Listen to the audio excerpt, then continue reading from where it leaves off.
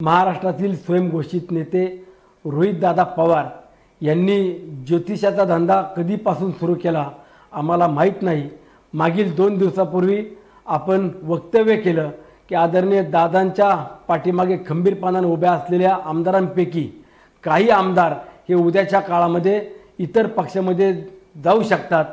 यांना माझं एवढं सांगणं आहे की आपण 22 आमदारांचा उल्लेख करत असताना किमान 2 आमदारांची तरी नावं आपण जाहीर करावी। माझा मैत्रीतला सल्ला आहे की आपण ज्या मतदारसंघातून मायबाप जनतेने निवडून दिलं त्या मतदारसंघातील जनतेचे प्रश्न सोडवण्यामध्ये अधिकचा वेळ द्यावा आणि त्यानंतरनं राज्याचे नेते होण्याचं आपण स्वप्न पाहावं। मला दुसरंही सांगायचं आहे की आदरणीय जयंत पाटील साहेबांसारखं नेतृत्व आपल्या सोबत असताना आपल्याला त्यांची देखील अडचण होती।